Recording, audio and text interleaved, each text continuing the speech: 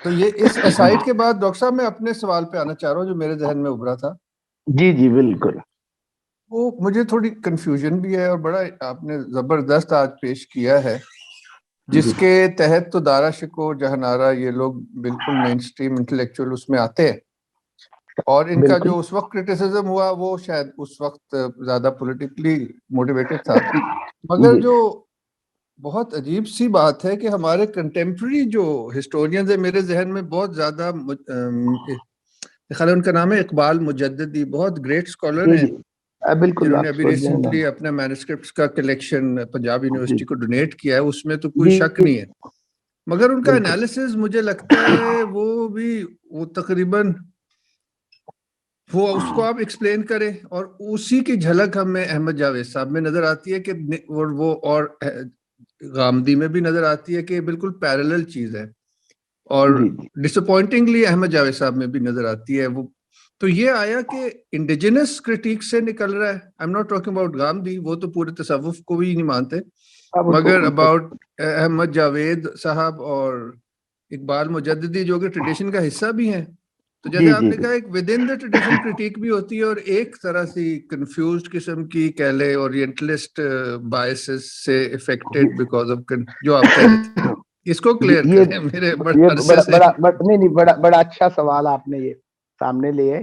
اس میں ایک تو وہی چیز جیسے ہم نے کہا کہ ہم اس کو کیسے دیکھ رہے ہیں, وہ تو ہم تو بلکہ جو ایک سوال ہوا تھا کہ آگے کیا ہونا چاہیے اور کس قسم کا علمی رویہ پیدا ہونا چاہیے اور اس پہ کیا, تو آپ یوں سمجھ لیں کہ جو ہم کہہ رہے ہیں نا کہ اسلام کے اپنے تصور علم یا ہماری روایت کے اپنے تصور علم کی بنیاد پر کوئی پھر سے ایک سنتھسس ہونا اور پھر اس کی بنیاد پر کچھ ڈسپلنز کا ایمرج کرنا اور کچھ ایکڈیمک کرنا مختلف ڈسپلنز کے اندر اس کی جس کی جھلک آئے, بالکل انلائٹنمنٹ مینٹالٹی سے ہٹ کر کوئی ایک نالج کا ایک سلسلہ پھر سے چلے, تو ماڈرنٹی سے ہٹ کے جو ہے. تو دارا شکو وغیرہ کا جو کام تھا اور جو وہ کوشش کر رہے تھے, جس کو ہمارا نو ڈاؤٹ جس انداز میں میں اس کورس کو لے کے چلا, ہم نے اس سٹریم کو چھیڑا نہیں ہے, بالکل کہیں ڈیٹیلز میں نہیں گئے کسی بھی سیشن میں, اس سے ہٹ کے ہی ہم ایک خاص سٹریم کو دکھاتے رہے. تو اس کی بھی ایک ممکن ہے کہ ہم یہ پورا کورس صرف اس سٹریم کو پڑھنے پہ لگائیں, اس طرح کے 12 سیشن.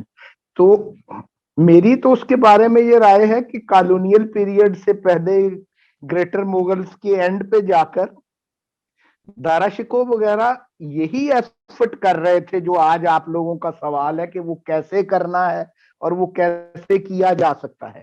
نو ڈاؤٹ برنیئر وغیرہ کی ایک پکچر ہمارے سامنے یہ آ رہی ہے کہ تصوف کو وہ کیسے دیکھ رہے ہیں, لیکن برنیئر دارا شکو کے ساتھ بھی کچھ دیر اس کے, اور دانشمند خان جو ہے شاہ جہان اور دارا شکو کا اس کے ساتھ جو تھا لنک, اور یہ ایک ماحول انہوں نے پیدا کیا دارا شکو وغیرہ نے.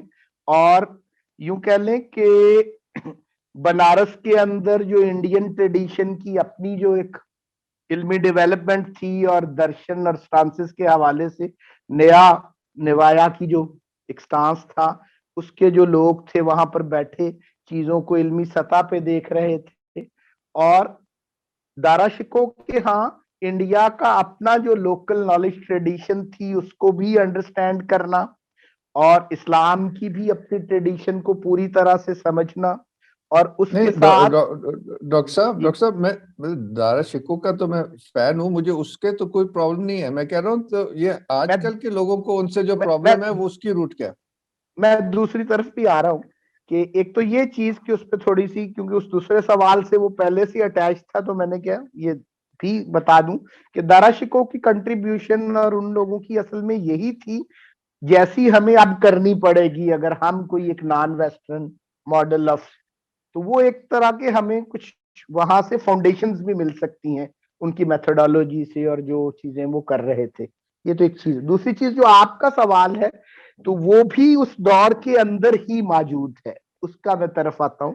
جیسے آپ نے کہا کہ کچھ لوگوں کا اس حوالے سے ایک تو یہ والا رویہ کہ وہ اس کو بالکل اس انداز میں دیکھ رہے ہوتے ہیں کہ ایک کو تو اسلام کی ہی انٹلیکچوئل ٹریڈیشن کا حصہ کہنا اور ایک کو سے کاٹ کے دیکھنا. لیکن دوسری طرف جو ایک چیز جیسے آپ نے بذات خود اپنے سوال میں ہی ایک جواب بھی اس کا دیا کہ وہ کیا ہماری مسٹیکل ٹریڈیشن کا، ہماری عرفانی روایت کی کوئی انٹرنل ڈیبیٹس اور ڈائنامکس ہی ہوتی ہیں کیا؟ اس کی میں آپ کو ایک مثال دینے لگا ہوں، بلکہ وہ ایک بہت اہم موضوع ممکن تھا وہ بھی ہمارا ایک سیشن اس پہ ہوتا کہ صوفی مینولز جو تھے مغل پیریڈ کے خصوصاً اور اس دور کے، ان کے حوالے سے جو کام تھے ہمارے ہاں، دارا شکوہ کا بھی ایک کام، وہ ایک ایگزامپل ہے ان کی کمپیریزن کی۔ اب دارا شکوہ کا بھی صوفی مینول کے اعتبار سے ایک بڑا اچھا کام ہے، جو یوں کہہ لیں کہ میڈیٹیشن اور کنٹمپلیشنز کے اوپر جو ہے۔ اسی طرح دارا شکوہ کے پیرلل کچھ اور تصوف کے سلسلوں کے لوگ بھی وہ کام کر رہے تھے، جس میں سے ایک بہت اہم کام کشکول کے نام سے، آمد گیور کے نام سے اس کا ترجمہ بھی ہوا، تو وہ کام بھی ہے۔ اسی طرح بعد میں کچھ دارا شکوہ کے ساتھ نظام الدین جو بعد میں اورنگ آبادی غالباً، تو ان کا جو ایک کام اس حوالے سے تھا۔ اب اس میں بھی ایک خاص ایک رویہ پیدا ہوا کہ سلطنت پیریڈ کے اندر وہ انٹرنل جو ڈیبیٹ تھی یا وہ اتنی زیادہ سٹرونگ نہیں تھی اور کریٹیکل نہیں تھی، تنقیدی نہیں تھی ایک دوسرے کے حوالے سے۔ اس وقت اگر ہم ان صوفی مینولز کو دیکھیں، یا مثال کے لیے میں اس کو استعمال کر رہا ہوں، تو وہاں پہ ان مینولز کے اندر یہ گنجائش رکھی جا رہی تھی کہ وہ چشتی آرڈر کے لیے، قادری آرڈر کے لیے، نقشبندی آرڈر کے لیے، تصوف کے سارے سلسلوں کے لیے وہ کام دے جائے تاکہ۔ لیکن یہ جو مغل پیریڈ آیا اور خصوصاً پھر دارا شکوہ وغیرہ کا دور تھا، یہاں پر جب صوفی مینولز آئے تو اگر ایک سٹریم نے اپنے ایک تصور کے حوالے سے ایک مینول دیا ہے، تو دوسری سٹریم نے اس کے پیرلل اپنی جو ایک انداز میں وہ ایک پیرلل مینول دیا ان میڈیٹیشنز کا اور ان کنٹمپلیشنز کا، اور ان مینولز کا آپس میں میتھڈالوجی وہ بظاہر آپ کو لگے گا کہ بالکل متضاد ہے اور ایک دوسرے سے ہٹ کر ہے، اور اس میں پھر ان کا اپنا اصرار بھی ہوتا تھا کئی دفعہ کہ وہ جو دوسرے والا ہے مینول وہ اتنا ویلڈ نہیں جتنا کہ یہ والا مینول۔ تو یہ اس دور کے اندر بھی یہ انٹرنل لیول کے اوپر ایک معاملہ، اس قسم کی ڈیبیٹ تصوف کے مختلف سلسلوں کے اندر بھی موجود ہوتی تھی۔ اور مثال کے طور پر جیسے میں نے اس میں دارا شکوہ والا جیسے مینول ایک بہت بیسک ایشو میڈیٹیشن اور کنٹمپلیشن کے حوالے سے بھی، جیسے کہ جیسے ہمارے تصوف کی روایت کے اندر ایک بہت عام تصور موجود ہے کہ وہ کنٹمپلیشنز اور وہ میڈیٹیشنز، وہ اذکار اور وہ کنسیڈریشنز جو ہیں، یہ کسی مرشد کے بغیر نہیں کرنی چاہیے۔ تو وہ نظام الدین صاحب والا جو چشتی مینول ہم جس کی بات کر رہے ہیں، اس کے اندر اس پہ بڑا اصرار نظر آئے گا آپ کو اس تھیم کے اوپر۔ لیکن دارا شکوہ خالصتاً اس صوفی ٹریڈیشن کا حصہ ہے، لیکن وہ مینول جب مرتب کر رہے ہیں اور اس میں جو بات کر رہے ہیں، اس سے بظاہر ہمیں یہ نظر آئے گا اور ہمیں یہ لگے گا کہ وہاں پر وہ اس بات کے بھی قائل ہیں کہ یہ مینول اب اس ضرورت کو پورا کر رہا ہے کہ مرشد کے بغیر بھی ہو سکیں چیزیں۔ تو اس کے علاوہ دارا شکوہ کے ہاں سپریمیسی آف قادری سلسلہ کی جو بات ہے، یہ وہ صوفیہ کے ہاں ایک تعلی کا جو معاملہ ہے، یا یہ جو ایک ایشو ہے، یہ دارا شکوہ کی اپنی کتاب اور ٹیکسٹ پہ بھی زیادہ نظر آئے گا ان سے پہلے دور کے صوفیہ۔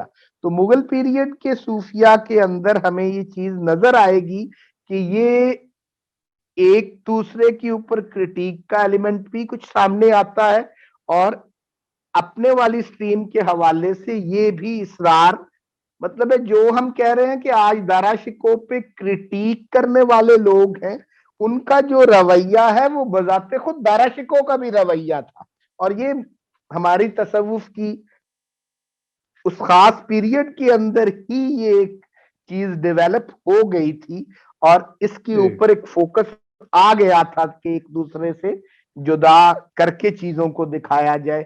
تو جیسے میں نے کہا کہ اس سے پہلی جو ہمارا پیریڈ تھا سلطنت پیریڈ کے اندر، اس دور میں اگر کچھ مینولز آ رہے تھے تو وہ مثال کے طور پہ ہمارا اس حوالے سے ہندوستان کی روایت سے پہلے ہندوستان میں اس پہ بہت کام ہوا صوفی مینولز پہ، میڈیٹیشنز اور کنٹمپلیشن کے طریقوں کے اوپر، اور ان کو تحریر میں لانا. پہلے تحریر میں نہیں تھے، مرشد سے ہی، اور اس کو ایک پرائیویٹ اور ایک خواص کے لیے ہی سمجھا جاتا تھا، یوں پبلک نہیں کیا جاتا تھا، چھپایا جاتا تھا، مخفی رکھا جاتا تھا، یہ تھا رویہ. لیکن بہرحال جو ابتدائی مینول اس حوالے سے لکھا گیا وہ بذات خود شاذلی سلسلے کا ایک مینول تھا بڑا معروف، ابن عطا اللہ سکندری کا مینول تھا میڈیٹیشنز کے اوپر، اذکار کے اوپر. تو وہ مینول اب جو تھا وہ تصوف کے سارے سلسلے یوز کر رہے تھے. نو ڈاؤٹ وہ شاذلی سلسلے کے ابو الحسن شاذلی کے ہی فوراً یا ان سے ایک آدھ خلیفہ کے بعد خلیفہ تھے، لیکن وہ چشتیہ سلسلہ بھی وہ یوز کر رہا تھا، نقشبندی بھی کر رہے تھے، قادری بھی کر رہے تھے. لیکن دارا شکو بذات خود ایک ریپریزنٹیٹیو ہے اسی قسم کی. ان کی کتابیں بھی جب آپ پڑھیں گے، میں بلکہ ان کا مینول جو ہے آپ کے ساتھ شیئر بھی کروں گا، اس کا ٹرانسلیٹ یہ انہوں نے غالباً خود ہی گوگل نے ٹرانسلیٹ کیا ہے شاید اس کو، اس مینول کو، یا پھر یہ کشکول بھی کیا ہے انہوں نے، یا پھر کالنس نے ہی کیا ہے. تو وہ بھی میں شیئر کروں گا.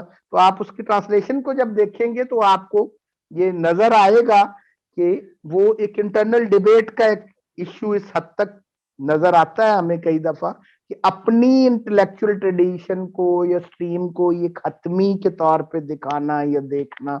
اور یہ ایک بھی ایلیمنٹ، یہ ہماری ایک انٹرنل ڈیبیٹ کا حصہ بھی رہا ہے، اور یہ مغل پیریڈ سے ہی، اور دارا شکو بذات خود اس کے ایک ریپریزنٹیٹیو ہے. ایسا آڈ چیز نہیں اگر کچھ لوگ یہ صحیح ہے، وہ تو سمجھ آتی ہے بات صحیح. لیکن یہ ڈاکٹر صاحب اس میں میرے خیال میں بہت بڑا گیپ ہے دارا شکو سے لے کے اب تک. میرے خیال میں بات تو کچھ کھلی نہیں صحیح طرح سے، کیونکہ یہ جو سارے نام تیمور صاحب نے لیے ہیں اور بے تحاشا اور نام ہیں، یہ کوئی اتنا سمپل نہیں ہے کہ وہاں سے اس کے بیچ میں جو گیپ ہے اس کو کور نہیں کیا آپ نے.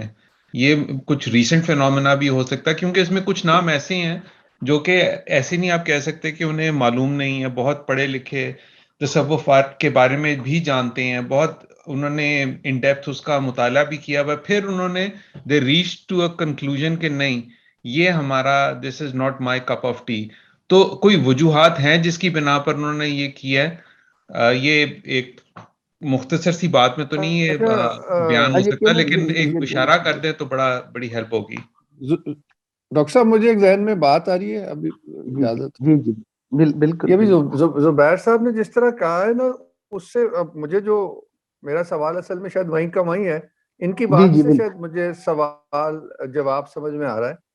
وہ پھر یہی سمجھ آتی ہے کہ ہمارے پچھلے 300-400 سال ہو گئے نا دارا شکو کو، تو اس میں کسی نے اس طرح کا کرٹیسزم شاید نہیں کیا ہو جیسا کنٹمپری لوگ کر رہے ہیں. اس کا مطلب کہ ان لوگوں کی سوچ پہ پھر یہ ماڈرن سوچ کا اثر ہے، یہی مطلب ہوا.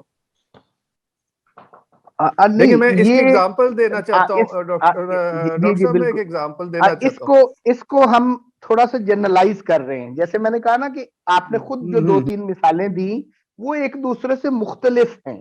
جیسے جاوید غامدی صاحب کا معاملہ آپ نے کہا، ان کی جو تصوف پہ اپروچ ہے وہ بالکل مطلب اور طرح کی ہے. تو جیسے آپ نے کہا احمد جاوید صاحب کا، تو میں مطلب یوں سمجھ لیں کہ میں جس ٹریڈیشن کی 3 سٹریمز کی بات کر رہا ہوں کہ حضرت ابو علی سندھی سے لے کر محب اللہ الہ آبادی تک ایک سٹریم چلی جیسے تصوف کی، احمد جاوید صاحب اس کی کنٹینیوٹی لگیں گے آپ کو. اور اس کے پیرلل تصوف کی ہماری دوسری سٹریمز بھی نظر آئیں گی. تو جس طرح مغل پیریڈ کے اندر بھی اس سٹریم کے لوگ دارا شکو والی سٹریم کی تھاٹ کے اوپر ان کی کریٹیک اور طرح کی ہوگی، اور دارا شکو کی اپنی کریٹیک بھی ان لوگوں پہ اور طرح کی ہوگی. تو اس دور کے اندر بھی اس قسم کی بائنریز موجود ہونا ممکن ہے. ایک تو یہ چیز ہے.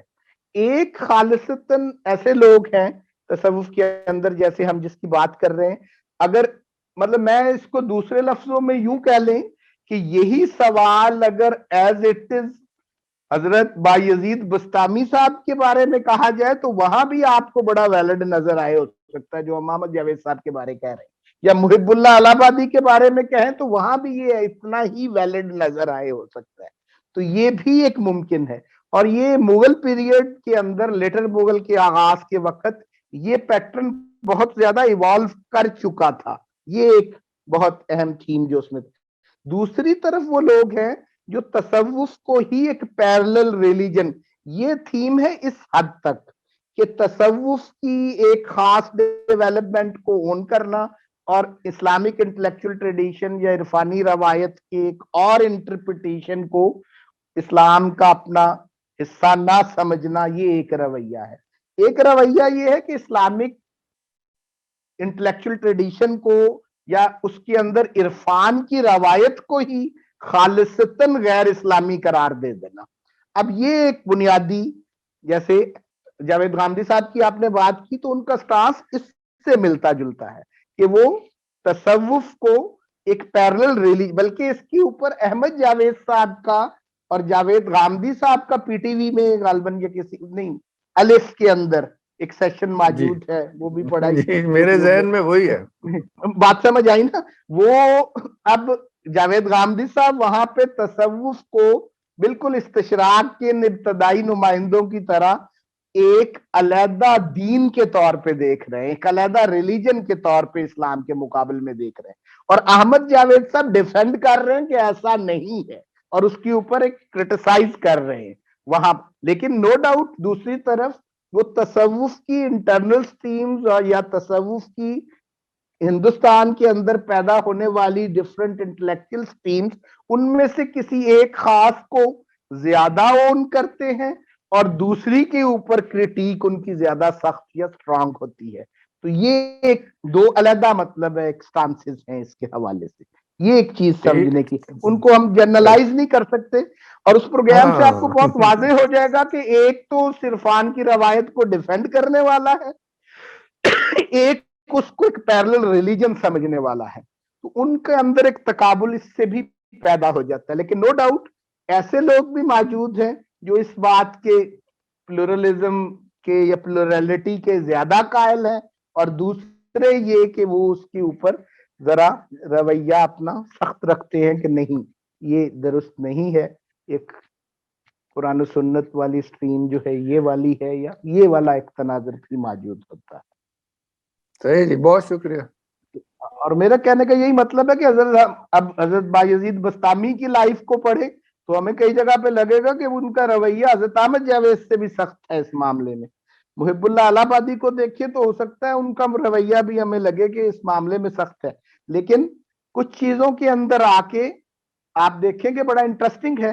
اور اس پہ بڑے مزے کی چیزیں ہیں کہ محب اللہ الہ آبادی نے جیسے کچھ پولیٹیکل مشورے جب دارا شکوہ نے ان سے مانگے تو اس پہ سیاسی اعتبار سے کہ ہم نے اپنی ہندوستان کے اندر ایک مینورٹی ایک میجورٹی جو ہے ریلیجن کی، تو ان سے ڈیل کیسے کرنا ہے، تو انہوں نے ایک پازیٹیو جواب دیا کہ وہ آپ کی مطلب ہے اس سلطنت کا حصہ ہیں، تو ایکول ان کا سٹیٹس یا اس قسم کا رسپانس تھا ان کا.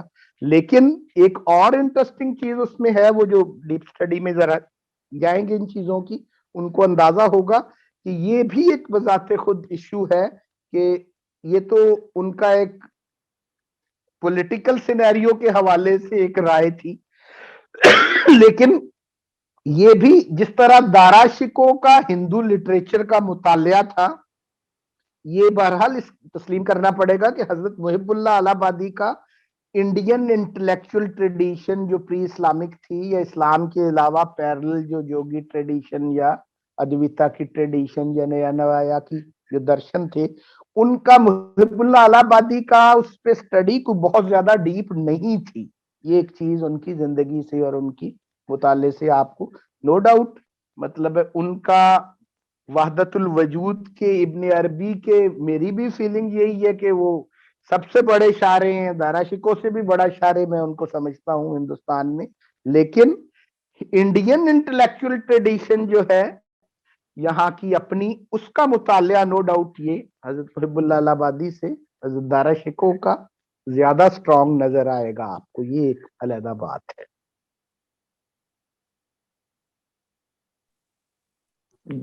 مائک کھولا. ڈاکٹر صاحب can I ask in gaps کو ذہن میں رکھتے ہوئے آئی جسٹ ونڈر کہ آج کل کیا ہو رہا ہے, کیا مدرسے میں تصوف کا کانسیپٹ کوئی پیش کیا جاتا ہے, اور اگر کیا جاتا ہے تو کیا کیا جاتا ہے مدرسوں میں, صرف پاکستان میں نہیں ورلڈ وائڈ, اور جہاں بھی اسلامی ممالک ہے ان کو کس طرح یہ تصوف کو کیسے ویو کیا جاتا ہے اور کیا بتایا بھی جاتا ہے خاص کر پاکستان میں؟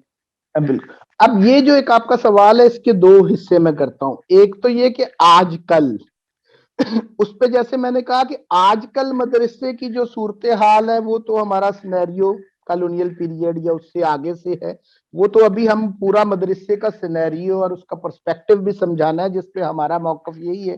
اس پہ یہاں پہلے بھی کچھ ڈسکشنز ہوتی رہی کہ پری کالونیل مدرسہ یا ایجوکیشن سسٹم اور ہمارا کالونیل پیریڈ سے ایوالو کرنے والا اور ایمرج کرنے والا مدرسے کا جو سٹرکچر ہے وہ ایک دوسرے سے بالکل مختلف ہیں.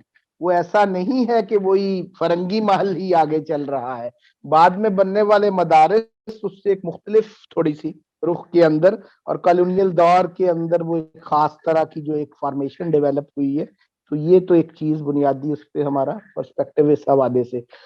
اور کیا اس کے اندر تصوف کے حوالے سے اس میں ایک چیز تو یہ کہ جیسے کچھ لوگوں کا اعتراض بھی تھا, اور پچھلی نشست میں بھی یہ بات بھی ہو رہی تھی, سوال زبیر صاحب نے بھی غالباً یہی کیا کہ اب وہ فصوص الحکم, فتوحات مکیہ یا دیوان شمس یا یہ چیزیں اب تو ہمارے مدرسوں میں نہیں نظر آ رہی. ابن عربی اور رومی یہ چیزیں پڑھنے یا تصوف کو پڑھنا, یہ اب نصابات میں نے انہوں نے کہا کہ دیکھے ہیں, تو وہ ڈیٹیل ڈسکشن میں جا کے ہم بھول گئے اس سوال کو, آج وہ ریپیٹ بھی ہوگی آپ کی بات. تو یہ سمجھنے کی چیز ہے کہ ہمارا جیسے فرنگی محل تھا, اس کے درس نظامی کی جو ٹیکسٹ کی آپ لسٹ سامنے رکھتے ہیں, وہاں بھی آپ کو وہ درس نظامی کی جو ابتدائی جو تھی وہاں پر بھی نصاب کے اندر وہ کتابیں بہت زیادہ نہیں نظر آئیں گی, اور کبھی تھیں کبھی نہیں تھیں, اور تھیں بھی کم. وہاں پر اس کی وجہ ایک اور تھی, جو چیز میں نے آپ کو سمجھائی کہ عرفانی روایت کو ہی تو مشائی ٹرمینالوجی میں بیان کیا جا رہا تھا, تو علیحدہ سے اس کی کتابیں ڈالنے کی بجائے یہ ایک انداز تھا وہاں پر. وہ اصل میں عرفانی روایت ہی تھی جو اصل میں فلسافیکل ٹرمز کے اندر مدرسے کے اندر پڑھائی جا رہی تھی. ایک تو یہ اس کی وجہ تھی. دوسرا یہ تھا کہ یہ اس پرسپیکٹو کو, اس ہسٹوریکل بیک گراؤنڈ کو, اور اس سوسائٹی کو, معاشرے کو, اور اس سراؤنڈنگ کو دیکھنے کی ضرورت ہے کہ ان جگہوں پر وہ ایک صوفیانہ ماحول کے اندر تعلیم کا نظام تھا. انہیں علیحدہ سے وہ تصوف سے بہت زیادہ فیملیئر لوگ تھے, اور وہ خود تصوف کے کسی نہ کسی سلسلے سے منسلک ہی ہوتے تھے جو وہاں پہ اسٹوڈنٹ تھے. ان کو علیحدہ سے تصوف پہ کتاب یا ٹیکسٹ پڑھانے کی ضرورت ہی نہیں تھی, بلکہ اس کی پوری ان کی ٹریننگ تو کسی مرشد کے ساتھ علیحدہ سے موجود تھی. اس لیے وہاں پر وہ ٹیکسٹ آپ کو یوں نظر نہیں آئیں گی. بلکہ اس کی مثال جی پچھلی دفعہ بھی کوسچن ریز بھی ہوا, اور ہم نے فرنگی محل کا سیشن جب کیا تو فرنگی محل فیملی کے احمد باری میاں کو جب بلایا, ہم نے اس دفعہ بھی ذکر کیا عبد الرزاق بانسوی کا, اور ان سے ریلیشن شپ ان بزرگوں کا, حضرت نظام الدین اولیاء ان سے, جیسے حضرت نظام الدین سہالوی جو تھے فرنگی محلی, وہ ان سے بیعت تھے, یا ان کے والد ملا قطب الدین سہالوی جو ہے وہ در حقیقت حضرت محب اللہ الہ آبادی کے ملا گھانسی جو تھے خلیفہ, ان کے آگے خلیفہ تھے. تو یہ ہمیں نظر آیا کہ تصوف کی روایت سے کس حد تک وہ جڑے ہوئے تھے وہ لوگ. لیکن اس کے علاوہ احمد باری میاں نے جو بات بتائی کہ آج تک اس بانسوی فیملی کا کوئی نہ کوئی فرد فرنگی محل میں موجود ہوتا ہے, ہمیشہ وہ رہتے ہی وہاں پر ہے. تو یہ ایک روایت موجود رہی کہ تصوف کے. پھر دوسرا ان کی جو اجازہ کا ہوتا تھا, جیسے کہہ لیں کہ سیشنل کانگریگیشن ہے, یا یوں کہہ لیں کہ ان کی سندوں کی ڈسٹریبیوشن اجازہ جو ہوتی ہے, سند جب ایوارڈ کی جاتی تھی, ڈگری ایوارڈ ہوتی تھی, تو وہ بھی ٹیلا پیر محمد پہ ایک مزار کے اوپر ہی وہ سیریمنی ہو رہی ہوتی تھی. تو ماحول اس قسم کا تھا. تو وہ تصوف ہی کا ماحول تھا, عرفان ہی کا ماحول تھا, جس کے اندر تدریس کا کام بھی ہو رہا تھا. وہ اسی وحدت الوجودی پرسپیکٹو کے اندر تعلیم کا نظام بھی تھا.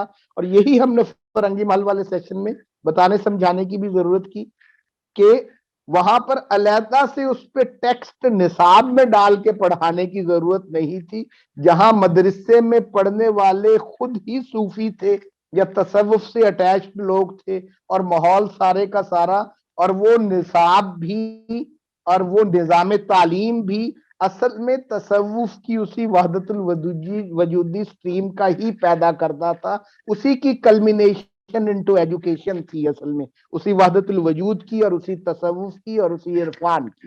وہاں پر تو معاملہ یہ تھا۔ اس کا دوسرا حصہ پورشن جس کے آپ متعلق ہیں کہ کیا آج کے مدرسے کے اندر وہ موجود ہے کہ نہیں، وہ انڈیویجولز پہ ڈیپینڈ کرتا ہے۔ کچھ مدارس کئی طرح کے اب ڈیولپ ہو گئے اس کے اندر، کچھ جو ایسے مدارس بھی موجود ہیں ہمارے ہاں جو تصوف کو بالکل یوں سمجھ لیں کہ وہ انہی مستشرقین کے زیر اثر آ کر ایک علیحدہ کنسٹرکٹ کے طور پہ ہی دیکھتے ہیں، اور اس کو بالکل اسلام میں غیر اسلامی نظریات کی آمیزش کے طور پہ ہی دیکھ رہے ہیں، اور اس کو دیکھنے کا معاملہ بھی ہوتا ہے۔ جیسے اس کی بہت بڑی مثال، میں بڑا اس پہ کئی دفعہ ہنسی بھی آتی ہے کہ حضرت یوسف سلیم چشتی جو ہیں، وہ چشتی سلسلے کے ایک بزرگ تھے، تو تاریخ تصوف جو ہے ہندوستان کے اندر، تو اس کے اوپر انہوں نے تاریخ تصوف پہ بہت بڑی کتاب لکھی، لیکن ہمارے ہاں یہ رویہ بھی رہا کہ اس کتاب کے اندر جو اصل میں تصوف کی تاریخ بیان کرتی ہے، اور خود بھی وہ تصوف کے چشتی سلسلے کے آدمی ہیں، اور اتفاق ہوا جب مجھے ان سے ملنے کا، اور ان کو دیکھ کے ہی بندے کو ایک صوفی کی انڈرسٹینڈنگ پیدا ہو جاتی تھی۔ تو اب ان کی اس کتاب میں ایک چھوٹا سا چیپٹر تھا اسلامی تصوف میں غیر اسلامی نظریات کی آمیزش۔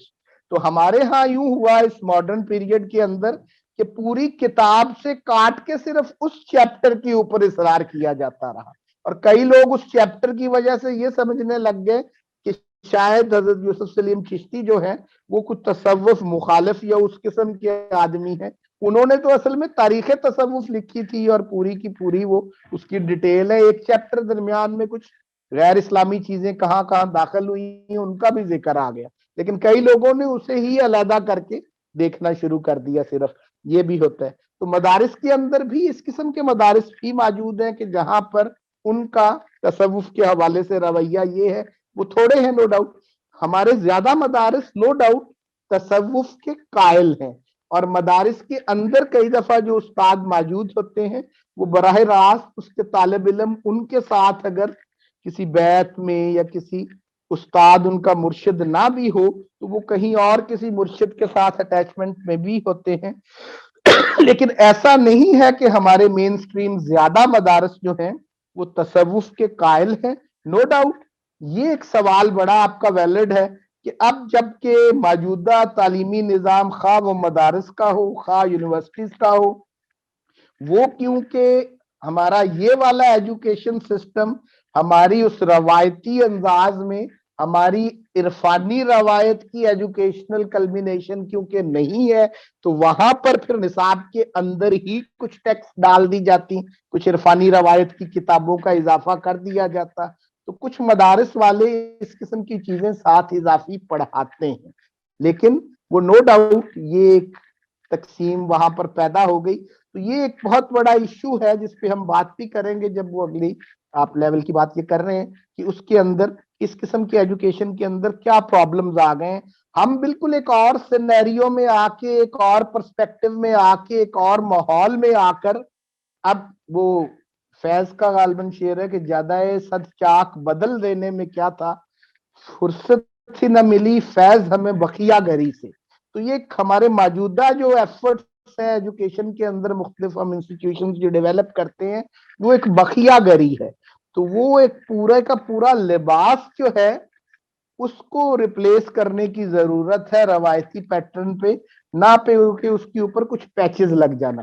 ہمارے موجودہ تعلیم کے جو مختلف پیٹرنز ہیں ان کے اندر اگر روایت سے جڑنے کی خواہش موجود بھی ہو تو وہ اس پورے کے پورے پرسپیکٹو کو، اس سینیریو کو، ان حالات سے کٹ کے ایک پیچ کے طور پہ ہم اس کو پیسٹ کر رہے ہیں چیزوں کو، اس وجہ سے یہ چیزیں پھر اپنا مقام وہاں پر صحیح انداز میں پیدا نہیں کر پاتی اور ان کی گنجائش بن نہیں پاتی، یہ ایک وجہ ہوتی ہے۔ ڈاکٹر صاحب ایک جملہ میں کہہ سکتا ہوں؟ جی جی بالکل. کہ یہ جو اب اخباری قسم کا کہہ لیں ایک تاثر جو ہے میڈیا کی وجہ سے مدرسوں کا بنا ہے، وہ جیسے آپ نے کہا وہ سر غلط ہے. پڑھے لکھے شخص کے ذہن میں یہی، اور میرے ذہن میں ابھی 2012 کا آرٹیکل ہے ہارورڈ کی اسکالر کا، اور بھی ہے، میں آپ لوگوں سے شیئر کروں گا. Objectively on the ground she went and studied and she said کہ یہ تو سارا جرنلسٹک امپریشن ہے, it doesn't match reality. بالکل وہ بالکل مختلف ہے. کیونکہ ہماری جو دو مین ٹیمز ہیں دیوبندیہ اور بریلویہ وہ ہیں تصوف میں ڈوبی، خالص مطلب مین ہمارے تصوف کے مدارس. بالکل بالکل بالکل. اور یہ بڑی خوبصورت ایک بڑی اچھی اسٹڈی ہے، اور آپ اگر ملیں اسپیشلی بریلوی بچوں سے ملیں تو وہ آپ کو اتنے اپنے استادوں کے بارے میں باتیں بتائیں گے کہ جو جو 1950s کا بھاٹی میں مدرسہ ہے غوثیہ، اس کے بانیان کی کہ کیسے ان کو حضرت خضر کی زیارت ہوئی، اور اس کے بعد سے he would write with both hands at the same time. that بزرگ he was a religious scholar but یہ سارے تصوف سے جڑے ہی ہوتے تھے. میرے اپنے استاد تھے عربی کے، وہ بہت بڑے مفتی تھے پاکستان کے، مگر وہ قادری شیخ بھی تھے. اور دیوبندیہ میں بھی ایسے ہی ہیں، عثمانی بردرز اور آلسو شیوخ. مگر جو یہ وہابی مدرسے ہیں جن پہ بہت پیسہ پمپ کیا گیا، ظاہر ہے وہ تو اور ہی چکر ہے وہ مگر اس نے اثر بہت کیا ہے ہمارے معاشرے میں، یہ سچ ہے. مگر ہمارے مین اسٹریم مدرسے تصوف سے جیسے یہ آپ نے بات کر دی ذرا، تو میں مطلب اس میں ایک چیز کہ انٹرسٹنگ چیز جو آپ کو بتاؤں کہ مدرسے میں ایک تو طالب علم جو پڑھنے جا رہے ہیں، جیسے دیوبندی مدارس کی بھی آپ نے کی بریلوی مدارس کے ساتھ، تو وہاں پہ باقاعدہ جو تعلیم حاصل کرنے والے تو نو ڈاؤٹ مدرسہ کی ایک سٹڈیز کے لیے جا رہے ہیں، لیکن انہی مدارس کے ساتھ جو پبلک کا ریلیشن شپ ہے وہ بہت انٹرسٹنگ چیز ہے. وہ عرفانی روایت کی وجہ سے ہے. مثال کے طور پہ جامعہ اشرفیہ لاہور میں تو اسٹوڈنٹ تو وہاں درس نظامی کے لیے جا رہے ہیں، لیکن پبلک سے لوگ جو باہر سے وہاں آ جا رہے ہیں وہ مولانا موسیٰ سے بیعت کی وجہ سے یا تصوف کے اسباق لینے یا مطلب انہی استادوں سے جو وہاں پر تدریس کا کام کر رہے ہیں جامعہ ان کو مرشد کے طور پہ تعویذ بہت کرتے ہیں. مطلب وہ جیسے میں نے کہا جامعہ اشرفیہ جو ہے روحانی علاج میں بھی بہت یہ ہمارے جو مدارس ہیں، خواہ وہ بریلوی مدارس ہیں خواہ دیوبندی مدارس ہیں، وہ پبلک کے لیے تو اصل میں وہ ایک جگہ ایک طرح کا یوں آپ کہہ سکتے ہیں کہ وہ صوفیہ کی اقامت گاہیں ہیں. نو ڈاؤٹ وہاں پہ بچے تو اپنا درس نظامی پڑھ رہے ہیں اور تدریس کا کام ہو رہا ہے، لیکن عام آدمی تو وہاں پہ آج بھی ان سے وہ شیوخ بھی وہاں پر موجود ہیں. اور وہی وجہ شہرت وہی ڈاکٹر صاحب کی بات جی، اس ڈاکٹر صاحب ادھر آپ کی بات سے وہی والی بات ریٹریٹ ہو رہی ہے کہ اس کے بانیانی تصوفیہ تھے، اور علماء اکثر تصوف سے جڑے ہوتے ہیں. اب ظاہر مزاج ویسے سوسائٹی کا بدل گیا پچھلے 20-25 سال میں، تو اس کے اثرات ہر جگہ. یہ اوور آل جو ہمارا یہ اس کے اوپر میں کمنٹ کر کے اس کے اوپر ہم آگے انشاءاللہ بات بھی کرتے رہیں گے. واٹس ایپ میں بھی چیزیں شیئر کروں گا اور آگے بھی ہم کریں گے. یہ بہت جو اہم ایشو آگے کا ہے، جو ایک سوال بھی یہ آیا تھا کہ وہ کیا جو اب ہم نے اس کو کس طرح سے دوبارہ کرنا ہے. اس پہ دو جو اوپینینز بظاہر ہمارے ہاں رہتی ہیں، ایک تو یہی کہ ہمیں پھر سے وہیں سے چلنا پڑے گا، اور ایک کچھ لوگوں کا خیال ہے کہ نہیں، کوئی ویسٹ کے ساتھ ایڈجسٹمنٹس کرنی پڑیں گی، کوئی ایک نیا ٹریڈیشن اور ماڈرنٹی کا کوئی سنتھسس کرنا پڑے گا. تو یہ اس قسم کی رائے بھی آتی رہتی ہیں، اور ان لوگوں کا یہ خیال ہوتا ہے کئی دفعہ. اور اس میں بنیادی جو ایک وجہ، یہ بڑا اہم ایشو ہے، ہم اگلے اس لیول کے پہلے سیشن میں اس پہ انشاءاللہ جائیں گے جب گئے. اور وہ ایشو یہ ہے، یہ ماڈرنٹی کی انڈرسٹینڈنگ جو ہے ایک وہ ادھوری ہونے کی وجہ سے ہوتا ہے. جو ماڈرنٹی اور ٹریڈیشن کی ایک سنتھسس کی بات کر رہے ہیں، اس میں جو مجھے چیز سمجھ میں آئی ہے کہ وہ لوگ ہیں جو ان کا سٹانس یہ ہے کہ جو کالونیلٹی ہے یہ تو پرابلمیٹک ہے، یا استعمار جو ہے یا کالونیلزم جو ہے سارا مسئلہ اس وجہ سے ہندوستان میں تو ہوا، لیکن ماڈرنٹی اپنی جگہ ایک ٹھیک ڈیولپمنٹ ہے. वो इस बात को इग्नोर कर जाते हैं कि कॉलोनियलिटी और मॉडर्निटी एक ही कॉइन के दो रुख हैं, एक ही सिक्के के दो रुख हैं। तो मॉडर्निटी और कॉलोनियलिटी को सही पर्सपेक्टिव में ना देखने की वजह से उन लोगों के जहन में ये तस्वर होता है कि हमारे यहाँ क्योंकि मॉडर्निटी जो है वो दर हकीकत थ्रू कॉलोनियलिटी आई है, इसलिए हमें अब इस कॉलोनियलिटी से निकलकर मॉडर्निटी का कोई ऐसा वर्जन मुमकिन है जो ट्रेडिशन के साथ सिंथेसाइज हो सके। हम यकीनन इससे इत्तेफाक नहीं करते, और ये एक ऐसा इश्यू है कि जिससे हम अपना अगला लेवल उसका शुरू करेंगे कि कॉलोनियलिटी और मॉडर्निटी को हम एक ही सिक्के के दो रुख के तौर पे देखने वालों के साथ हैं, ना कि कॉलोनियलिटी को तो प्रॉब्लमेटिक समझना और मॉडर्निटी को समझना कि हिंदुस्तान में कॉलोनियलिटी के जरिए, इस्तेमार के जरिए क्योंकि जदीदियत आई है तो इस वजह से यहाँ पे प्रॉब्लम्स हैं। अगर वो इस्तेमार के बगैर आ जाती तो शायद कोई एक अच्छी कंस्ट्रक्ट पैदा हो जाती या उसका हमारे साथ कोई इस किस्म का सिंथेसिस हो जाता रवायत के साथ। तो ये जिन लोगों का ये ख्याल है कि एक ऐसा सिंथेसिस, वहां पर इस किस्म की प्रॉब्लम्स हैं जो हम इंशाल्लाह उन सेशंस में वो उस पे जब जाएंगे तो करेंगे। जी, बहुत ही उम्दा आइडिया है, और ये इस मसले के तो खैर उलमा भी इसमें मुब्तला है कि they can't really critically see के where modernity ends and where whatever। ये मेहर का ने हाथ खड़ा किया हुआ है। बिल्कुल बिल्कुल करें सब। जी थैंक यू। ये एक्चुअली फरंगी महल पे बात हो रही थी, तो मेरा लास्ट टाइम भी क्वेश्चन था और मैंने कहा पता नहीं डॉक्टर अमजद नेक्स्ट टाइम आएंगे या नहीं, तो मैं अभी पूछ लूं।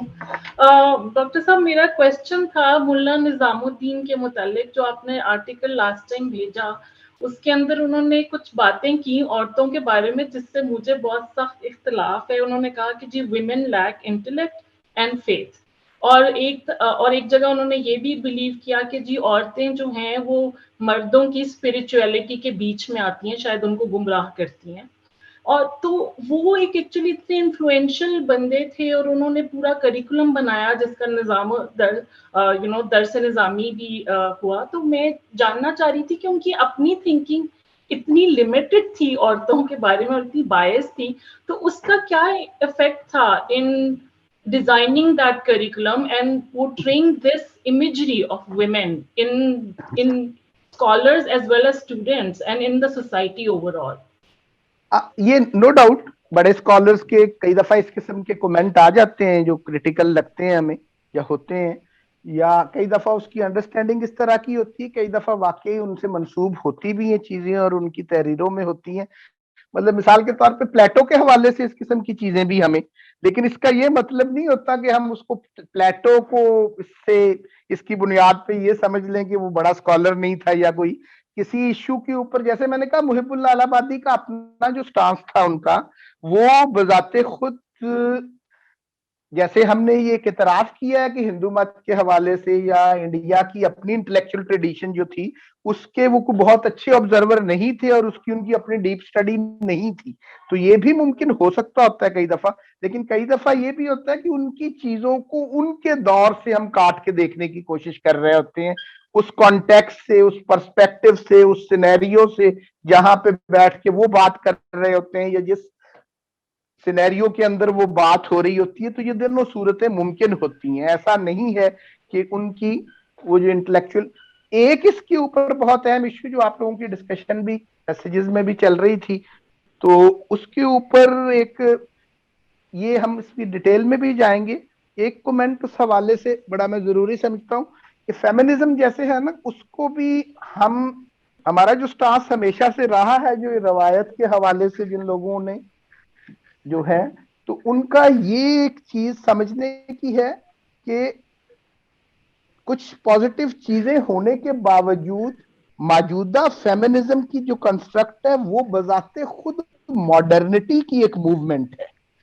उसको रवायत वालों के लिए बड़ा प्रॉब्लम ये होता है कि उसको मॉडर्निटी से अलहदा करके नहीं देखा जा सकता। जिस तरह मॉडर्निटी की अपने मैन के बारे में आइडियल्स हैं, हमारे लिए तो वो भी प्रॉब्लमेटिक है। हमारे लिए तो मॉडर्निटी का पूरा तस्वर इंसान ही प्रॉब्लमेटिक है, जबकि फेमिनिज्म का तो आइडियली ये है कि उस तस्वर इंसान के अंदर جو مرد ہے اس نے جو انڈیویجویلٹی حاصل کر لی ہے وہ عورت کو بھی کرنی چاہ رہی. ہم تو یہ سمجھتے ہیں کہ اس ویسٹرن ماڈرنٹی کے مرد نے جو انڈیویجویلٹی حاصل کی ہے وہ بھی پرابلمیٹک ہے. ہم اس کو کیسے اون کر لیں کہ اسی طرح کی انڈیویجویلٹی عورت کو بھی حاصل کرنی چاہیے. تو ہم تو تصوف کا اور روایت کا اور عرفان کا جو تصور ہے وہاں پہ صوفی تو اس کو وہم ہستی کہہ رہا ہے جس انڈیویجویلٹی کو ایکچولائزیشن یا سیلف ایکچولائزیشن ماڈرنٹی میں کہا جا رہا ہے.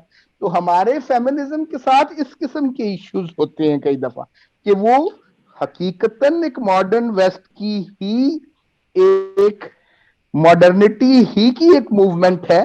اس کو ایسا یہ بذات خود ایک سوال ہے کہ ماڈرنٹی ہی کی ایک موومنٹ کو کیا ٹریڈیشن کے اندر ایک پیچ کے طور پہ لگایا جا سکتا ہے یا فٹ کیا جا سکتا ہے. یہ مطلب ہے کہ ایکیڈیمک ایشو اس حوالے سے. تو باقی دوسرا ایک چیز اور دوسرا اس کے حوالے سے جو بہت بڑا ایک ایشو ہوتا ہے, جیسے ہم نے کہا کہ تصوف کی ایک انڈرسٹینڈنگ جو مستشرقین کی ہے, تو عورت روایت کے اندر یہ بھی مستشرقین کی انڈرسٹینڈنگ کی وجہ سے ہمیں اس طرح کی نظر آتی ہے. میں نے کتاب شیئر بھی کی صوفیہ کی, جو خواتین ابتدائی ہندوستان کے اندر بھی ایک لسٹ اس طرح کی موجود ہے اور ان کی بایوگرافیز بھی موجود ہیں, وہ بھی چیزیں میں شیئر کرتا رہوں گا. تو اصل میں یہ بھی پکچر درست نہیں جو ہمیں دکھائی جا رہی ہے. جیسے تصوف کو صوفیزم انہوں نے بنا دیا, تو روایت کی عورت کو جو بنا دیا گیا اور دکھا دیا گیا, ایک تو وہ پرابلمیٹک ہے, دوسرا اس کو فیمنزم کو, ماڈرنٹی کی فیمنزم کو ٹریڈیشن کے اوپر امپوز کر لینا یا کوئی اس کی راہیں نکالنے کی کوشش کرنا, یہ بھی بذات خود ایک پرابلم. پر اس کی یہ لمبی ایک ڈیبیٹ ہے, یہ ایک اصولی اختلاف جو ہے اس سے نو ڈاؤٹ اس میں, اس کو اور آسان لفظوں میں اگر کہیں ہمارے لیے تو ہیومن رائٹس تھیوری بھی پرابلمیٹک ہے. ویمن رائٹس تو چلو اگلی بات ہے, ہم تو ہیومن رائٹس تھیوری کے اوپر بھی, ہیومن رائٹ تھیوری بذات خود ڈیوائن رائٹ تھیوری کے رد میں پیدا کی گئی ہے, تو وہ بذات خود ایک پرابلمیٹک ایشو ہے. تو ویمن رائٹ اسی ہیومن رائٹ تھیوری کی ایکسٹینشن کے طور پہ اس کو ایز اٹ از اون کر لینا, یہ پرابلم آتا ہے اس میں. ایسا نہیں ہے کہ ڈاکٹر صاحب آپ کی یہ بات تو صحیح ہے, لیکن میں کہہ رہی ہوں کہ آپ فور اے منٹ اس کو ہیومن رائٹس, ویمن رائٹس اور فیمنزم اور ماڈرنٹی سے باہر رکھ کے صرف اگر وحدت الوجود کی روایت کے اندر دیکھیں کانٹیکسٹ میں اندر جس میں یہ سب لوگ ایکویولنس بیان کر رہے ہیں, رائٹ, تو اس کے اندر پھر عورتوں کو ایکویولنٹ وہ نہیں سمجھ رہے, رائٹ, تو مجھے اس سے بھی پرابلم ہے کہ پھر عورت ان کی یونیورس کا پارٹ نہیں ہے. ڈاکٹر صاحب میں بیان کر سکتا ہوں؟ جی جی بالکل بالکل. اس میں پرابلم یہ ہے کہ وہ کنٹمپری لینس سے دیکھیں تو آپ کو عورت صرف سوشل بینگ نظر آئے گی نا, مگر اگر ٹریڈیشنل یا وحدت الوجودی لینس سے دیکھیں تو عورت کے 4 الگ درجے ہیں. ایک اس کا معاشرتی وجود ہے جس میں اس کا پردہ ہے شریعت کے حوالے سے, مگر اس میں بھی بہت گنجائش ہے. دوسرا اس کا گھر کا رول ہے, اس میں she has a leading role. تیسرا اس کا روحانی رول ہے جس میں شی از ایکول ٹو مین, یہ ہماری روایت ہمیں یہی سکھاتی ہے. اور ایک اس کا میٹافزیکل رول ہے جس میں شی از دا ہائیسٹ ریالٹی. شیخ ابن العربی اور صوفیہ کے ہاں the highest reality is feminine, کیونکہ جو لفظ ذات ہے it's a feminine in Arabic language, ذات is a feminine. تو یہ اس کو ہمیں ہائرارکی اس طرح دیکھنے کی ضرورت ہے. ایک فلیٹ دیکھیں گے تو پھر اس کا کوئی فائدہ نہیں ہے. سوشل کانسٹرکٹ الگ ہے, ہوم کانسٹرکٹ الگ ہے, اور عورتیں جو ہے وہ اپنے اپنے اس فیز میں جیسے کہ جو بہت کچھ کرتی نہیں ہے, یعنی کہ they've been very active, probably آج کی عورت سے زیادہ ایکٹیو رہی ہیں اس معاشرے میں. اس لیے ہمیں ضرورت ہے کیس سٹڈیز, اصلی سٹڈیز کریں نا, جو دیکھیں 2-3 ہی. آپ ہر فیلڈ میں شعراء گزری ہیں, ادیب گزرے ہیں, builders of gardens, builders of mosques and other public good projects جن کے پاس وسائل تھے, and they were working independently. I mean بہت سی جو شہزادیاں وغیرہ جو تھیں, یقیناً یہ تو ایک ڈیٹیل ہے اس کی, لیکن میں نے تو وہ اصولی سطح پہ اس کی صرف بات کی, اور اس میں بھی یہی جیسے آپ نے ایکوالٹی کا تصور کہا, تو بذات خود یہ فریڈم, ایکوالٹی ہم نے ویسٹرن انڈرسٹینڈنگ آف اکوالٹی اور ویسٹرن انڈرسٹینڈنگ آف فریڈم کو یونیورسل کانسیپٹ کے طور پہ لے لیا ہوتا ہے. تو ہمارا تو اس پہ بھی مطلب ایشو ہے کہ کیا فریڈم کا تصور بذات خود اور اکوالٹی کا تصور ایز اٹ از جیسے ماڈرنٹی نے دے دیا, کیا یہ واقعی ایک یونیورسل کانسیپٹ ہے؟ تصوف کے اندر فریڈم کا کانسیپٹ اور طرح کا ہے, ماڈرن ویسٹ میں فریڈم کا کانسیپٹ اور طرح کا ہے. تو یہ ایکویلٹی کا بھی اسی طرح. تو یہ بذات خود ان اصولوں پہ کچھ بنیادی چیزیں ہیں جو اختلافی ہیں, وہ یقیناً آگے ماڈرنٹی اور کالونیل سپیل جب چلے گا اور اس کے ساتھ نیکسٹ لیول میں وہ چیزیں آئیں گی تو وہ دیکھ. ماہم, ہاں اس کے بعد میں ماہم نے ہاتھ تک کھڑا کیا تھا پھر نیچے کر لیا. ہاں سارا آپ بولے. ہاں تو ایک چھوٹا سا کامنٹ ہے, وہ یہ ہے کہ جب ہم سرٹن ابھی جیسے کچھ لوگ ہیں چیٹ میں بھی لکھا کہ we need to see the scholars in their time, تو جاک چین روسو جو تھا وہ بہت ہی بڑا ایک اسکالر تھا فرینچ, اور اس کی اسپیشلی ایجوکیشن پہ بڑے آئیڈیاز ہیں اور تھاٹ ہیں, اور اس کی بک ہے Emile. So if you read Emile تو اس کے ہورینڈس اوپینینس ہیں لڑکیوں کے بارے میں اور لڑکیوں کی ایجوکیشن کے بارے میں. تو he says practically the same idea کہ ایمیل جو ہے وہ میل ہے, اور جو صوفی ہے, صوفی کا تو رول ہی یہی ہے کہ she is suppose to help Emil in getting everything what he wants to and all that stuff, ٹھیک ہے. لیکن اس کے سارے جو باقی آئیڈیاز ہیں related to state, related to education, he was a naturalist, تو وہ پوری ایک موومنٹ چلی ویسٹ میں, اور پھر it continued. Yes, it had impact on how they thought about education for male and female in the West, کہ لڑکیاں ہوم اکنامکس پڑھیں گی, گھر کے کام سیکھیں گی, اچھی خواتین بنیں گی, ہوم میکر بنیں گی. سو بٹ لڑکے جو ہے وہ باقی چیزیں سیکھیں گے. So this did had impact how scholars were thinking. اور اس کے بعد جب ویسٹرن فیمنزم کی بات کریں یا وومن رول ان ایجوکیشن بھی دیکھیں, تو عورتوں کو تو بہت دیر کے بعد ویسٹ میں تعلیم حاصل کرنے کی اجازت ملی. تو usually like in literally 1970s there were some universities which didn't allow women to get admissions, right? تو پھر یہ بڑے flawed ideas ہیں when you try to pick an idea from the West and try to implement in the rest of the world as it is. بالکل درست آپ نے یہ ایڈ کر دی, بات بڑی ریلیونٹ ہے. جی میں نے ابھی نا وہ اورنگزیب کی بیٹی زیب النساء کے تعلیم کے کیا لوازمات تھے وہ میں نے ٹیکسٹ کیے, اور اس کے جو باقی پبلک ورکس ہیں وہ تو الگ ہی ہیں. بالکل. ہاں, اینڈ پیٹرنائزنگ, یعنی کہ اسکالرس کو پیٹرنائز, وہی جو کورٹیئرز کر رہے تھے, عورتیں کورٹیئرز بھی وہی کام کر رہی تھی. میں نے شاید آپ کو بتایا تھا, اور پڑھ بھی انہی استادوں سے جو اطالیق شہزادوں کے تھے, انہی شہزادیوں, فتح اللہ شیرازی سے ہی پڑھ رہی تھیں مغل شہزادیاں بھی. وہ ایک اطالیق کے طور پر شہزادوں کو بھی پڑھا رہے تھے, شہزادیوں کو بھی پڑھا رہے تھے. ایسے ہی وہ جہاں ایک صاحبہ کا شاید مقبرہ جو تاج محل میں ہے, وہ خود بہت بڑی اسکالر تھی. تو جو کوٹ پوئٹ تھا کلیم, وہ اس کی بہن تھی, تو فیمیلز کو وہ پڑھا رہی تھی. ان کا بھائی جو تھا وہ اپنے زمانے کا سب سے بڑا پوئٹ تھا. تو یعنی کہ اس زمانے میں جا کے دیکھیں تو کچھ اور چیزیں نظر آئیں گی. بالکل, یہ مطلب ہے چیزیں آؤٹ آف کانٹیکسٹ ہوئی ہیں, ایشو یہی ہے. But if I may just add to the comment, yes, جب آرٹیکل کو پڑھ رہے تھے تو اس کی ریفرنس میں دے رہی ہوں کہ it was very kind of disturbing, کیونکہ جس وقت عورتیں بہت کچھ اچیو کر رہی ہے, taking it out of the feminist debate and all that, just as at a human level and a social cultural level, جب اتنے بڑے لوگ کامنٹ دیں گے ایسا, تو عام آدمی تو ان کو فالو کرے گا اور اس کے لیے اپنا ایک مائنڈ ویو بنا لے گا, ایک عجیب سا پرسپیکٹو بنا لے گا. So maybe I don't know why they have to comment very strongly when there are people who are so intellectually and spiritually so elevated and evolved. تو عام آدمی تو کاپی کرے گا اس کو, اور وہی سوچ رکھے گا, اور پیٹریارکل سوچ بڑھتی چلی جائے گی. So I thought it was just very disturbing that there should have been a more benign view regarding women. Reading this article, I thought so. It was a bit strong. बिल्कुल, ये तो ठीक आपने बात पॉइंट आउट की. उसमें बड़ी interesting चीज ये भी है कि औरत उस दौर में तो अलग बात, हमारी रवायत के आजकल भी हमारे जो कुछ रवायती जगह हैं, स्पेसेस हैं, एरियाज हैं, वहां भी औरत की स्टडी की जरूरत है. वो बिल्कुल एक और तरह की औरत आपके सामने नजर आएगी.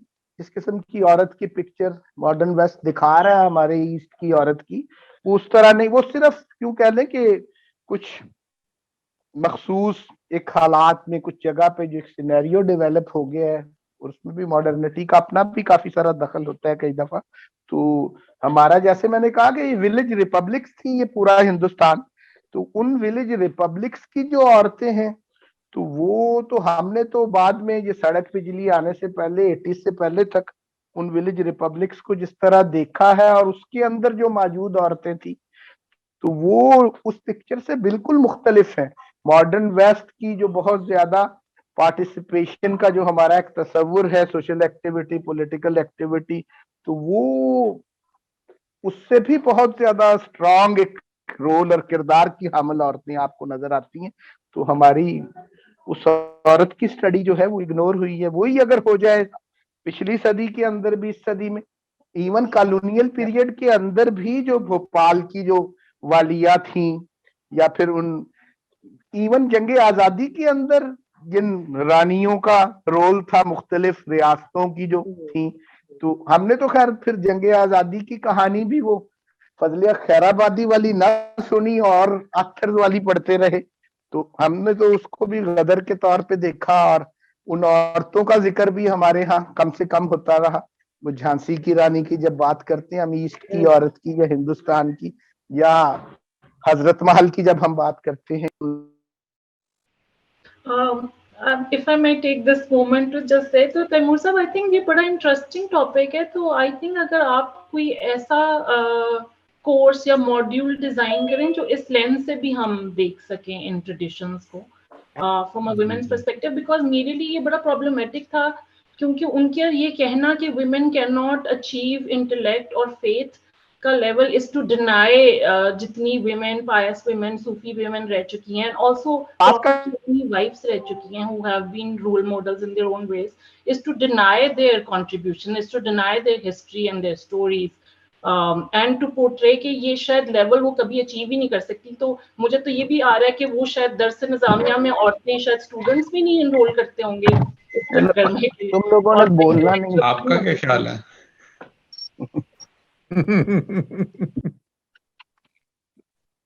जुबैर साहब ने कुछ सवाल पूछा आपसे. नहीं, वो मैं तो जैसे छेड़ो मेहर को. जैसे जी आवाज आ रही है जी मेरी? जी वो म्यूट हो गया था पहले. नहीं, कुछ सिग्नल मेरे डिस्कनेक्ट हो गए. तो उस पे ये बात कैसे कर रही है ना कि दरसे निजामी में इन्हें लगता है कि वो तो शायद दरसे निजामी भी करती हैं कि नहीं औरतें. तो आप हैरान रह जाएंगे कि एक एक मदरसे में 2-2 हजार. वैसे वो रावलपिंडी में वो जो जामिया है उसमें पता नहीं उनका निसाब क्या है, लेकिन वहां पे पढ़ तो रही हैं ख्वातीन. क्या पढ़ रही हैं ये मालूम नहीं कर रही हैं. तो तादाद की तरफ से निजामी करने वाली ख्वातीन की बता रही थी. जी बिल्कुल पढ़ रही हैं आज भी. इवन इन मेडिटेशंस में, कंटेम्पलेशंस में, इरफान की अपनी प्रैक्टिसेस के अंदर, तसव्वुफ की रवायत के अंदर भी वो.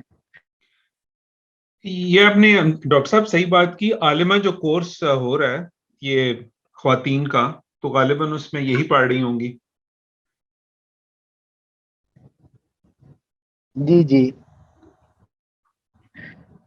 जी डॉक्टर साहब अब टाइम का अब रैप अप करें, या जैसे आप करना चाहते. लास्ट क्लास है तो आप. ठीक है, बिल्कुल. अब तो ये ओपन डिस्कशन ही थी और हम शुरू के सेशंस में ये बड़ा इशू ही था. कोशिश यही थी शुरू से कि हम कुछ डिस्कशंस में जाएं. तो आखिरी सेशन तक काफी उसका ये मामला बरल हो गया है कि सारे लोगों की पार्टिसिपेशन काफी बड़ी इसकी. तो अब असल में तो हमने तो यूं कह लें कि एक वो दारा शिकोह की जैसे हम बात कर रहे हैं कि कंटेम्पलेशंस के ऊपर और सूफी मैनुअल जो उनका है, तो वो एक कंपास उसको कह रहे हैं वो, तो हमने तो सिर्फ थोड़ा सा चीजों को डायरेक्शन देनी थी। असल में तो उस्तादों से आपने डिटेल में ये टेक्स्ट भी अगले कोर्सेज में हर थीम को अलहदा से आपने पढ़ना है और इन डिटेल पढ़ना है उन चीजों को। जो फाजिल साहब की क्लासेस में आपने ये अलहदा पैरेलल भी चल रही हैं हसन ईस्ट में फसूल हिक्म को बड़ी तरतीब से 50-60 सेशंस हो गए मेरा ख्याल है। तो आपके इस कोर्स के अंदर सलाहात है इरफानी स्तर आगे आपने डिटेल में अब चीजों को पढ़ना है। जरूर आपके इंटरव्यू का कोर्स था जी, अब ये डायरेक्टली तसव्वुफ की कुछ चीजें देखेंगे कुरान से भी जोड़कर और अलहदा भी, और जो जी फिलॉसफी के भी देखेंगे। वो मैं हमने बना लिया है शेड्यूल, अभी डेज टीचर्स अपने कंफर्म कर देंगे तो हम आपसे शेयर कर लेंगे। कुछ बातों की जरा देखते हुए या उन टेक्स्ट के अंदर भी हम चले जाओ को यकीनन आप अपने अगली उन सेशंस में तो अब उस्तादों से बाकायदा उन थीम्स को आपने पढ़ना है। यहाँ पर तो कुछ थीम्स हम सिर्फ आपकी दिलचस्पी बनाने के लिए साथ डिस्कस करते रहे, तो ये तो उसमें है। बहुत शुक्रिया डॉक्टर साहब आपका, बहुत मैं कुछ तो किताबें अदा वगैरह करना चाहूंगा। फर्दर रीडिंग्स के लिए भी कुछ फर्दर रीडिंग्स के लिए भी कुछ चीजें आपको व्हाट्सएप कर दिया करेंगे, लेकिन उनके डिटेल टेक्स्ट तो आपकी स्टडी में आ जाएंगी यकीनन अगले टर्म्स में भी। डॉक्टर साहब क्लोजिंग में एक एक जुमला हर स्टूडेंट से ना ले ले, what they took away from your lectures. जी जी, जैसे आप मुनासिब से। जी ज़रीन आपा, आपसे स्टार्ट करते हैं। जी मेरे ख्याल में कोई भी ऐसे अल्फाज नहीं जो मैं एक्सप्रेस कर सकूं मुनासिब तरीके से कि कितना मुझे अपने जाती तौर पे, because I am not a PhD और अ लम्ज़ी एनीथिंग लाइक दैट, बट मुझे इतना सीखने को मिला है और एक डायरेक्शन, और जिसने मुझे एक बात रीइंफोर्स कर दी है कि माय बिलीफ एंड फेथ जो सूफीज्म के बारे में, इस्लाम के बारे में और इंसानी कामिल जो रीइंफोर्समेंट मिली है यहाँ से, हिस्टोरिकली भी स्पिरिचुअली भी। और डॉक्टर साहब मैं समझती हूँ कि शायद वो कुछ किताबें लिखे और इस काम को प्लीज कंटिन्यू करें ताकि हमारे बच्चों को, यूथ को मिले जो मुझे आज पर्सपेक्टिव और थोड़ी सी परसेप्शंस चेंज हुई, हमारे यूथ के पास नहीं है। और अगर आप लोग आगे नहीं आएंगे तो मेरे ख्याल में ये तो बस कहानी रह जाएगी। तो डॉक्टर साहब, I think hats off to you, I have no words to से, it was just an amazing journey with you end of course we will continue. और मैं कभी नहीं चाहूंगी कि आपसे राब्ता हमारा कहीं भी छूटे, एंड आई एम श्योर कि सब यही सोचते होंगे कि हमारा राब्ता आपके साथ रहे ताकि हम आपसे सीखते रहे। Thank you. I would like to repeat everything that Mrs. Zareen just said, and also add ke thank you for sharing about such an important discussion. तो मेरा तो अपना काफी इंटरेस्टिंग रिसर्च एरियाज निकलते जा रहे हैं जिस पे मैंने थोड़ा सा काम शुरू किया है, तो इंशाल्लाह I will keep touching base with you all and seeking guidance in that context as well. और तो I would definitely love to और आपका जो पार्ट 2 भी आ रहा है फ्यूचर में जो आप डिजाइन कर रहे हैं, तो उसमें भी I am very much interested. और अगर कोई आप फ्यूचर में प्लान रखते हैं इसको फ्रॉम अ वुमेन्स और जेंडर लेंस को देखना है, तो I am happy to volunteer and contribute in that aspect as well. So definitely this is very important और काफी इंपॉर्टेंट हमने सीखा और किया। और आगे भी मेरा तो like you know my husband always said कि like I have never seen you so eager and you know enthusiastic to take an online class जितनी तुम इसमें होती हो। तो मैंने कहा इट्स सो मच इंटरेस्टिंग, और मैंने फिर खुद अपनी भी काफी रिसर्च की, तो काफी इंटरेस्टिंग हमें like it's indeed a journey of wisdom, जो कि obviously it's a life long journey, it doesn't and somewhere, but it's definitely a good start to begin with. So inshallah I hope to remain in touch with all the participants as well as with your institution and Dr. Amjad to seek more guidance as we move along. Definitely, thank you so much for a very wonderful series. I learned a lot, और मुझे हर रोज हमेशा ये लगा कि I really need to learn a lot more. So I think this is still an ongoing quest and journey, as Meher said. So definitely, I think I am trying to find some answers. कुछ मेरे अपने questions हैं. That's why I'm here. So I'm still touching the surface yet. मतलब मुझे भी I'm not getting anywhere yet. So I think I need more time and to work more. But I really am thankful कि I found bunch of scholars जिनका काम खासतौर पे जो perennialist movement थी, traditionalist movement थी, वो मैंने नहीं इतने कोर्स से पढ़ी हुई थी. I read a lot of philosophy before coming to this class. लेकिन I think that movement is very, very suppressed and less talked about. जब हम बात करते हैं West में, I also teach philosophy, Western philosophy. तो उसके हिसाब से मुझे I really got into some scholars and their work. So I really enjoyed the whole course. And thank you so much for opening this window, for opening this perspective.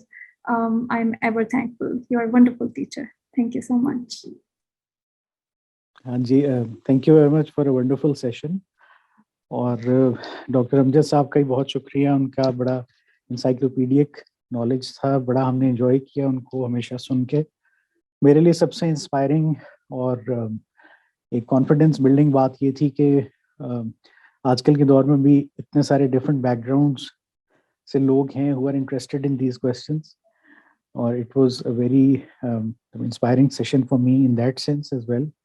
And I hope to continue. और I hope जिस तरह मेहर ने भी कहा कि बहुत से ऐसे questions हैं कि जो probably हम एक session या एक sitting में उनको resolve नहीं कर सकते, और जैसे जैसे हम आगे बढ़ेंगे हमें और मौके मिलेंगे उन चीज़ों को और एंगल से एक्सप्लोर करने का, और करने चाहिए हैं. और तैमूर साहब आपका भी बहुत शुक्रिया, आपने जिस तरह सब चीज़ों का आप कोऑर्डिनेट करते हैं, मॉडरेट करते हैं. Team हस्तनीस will not be the same without you. और thank you everybody, thank you very much. Thank you very much doctor साहब. आपने भी बहुत वैसे इसमें कंट्रीब्यूट किया है through all the books that you shared, तो वो भी बहुत इम्पोर्टेंट कंट्रीब्यूशन रहा है. जी तैमूर साहब, मेरे ख्याल में खाली तारीफ की जाए तो वो जस्टिस नहीं होगी. सारी तारीफ कर रहे हैं और इसमें कोई शक नहीं है.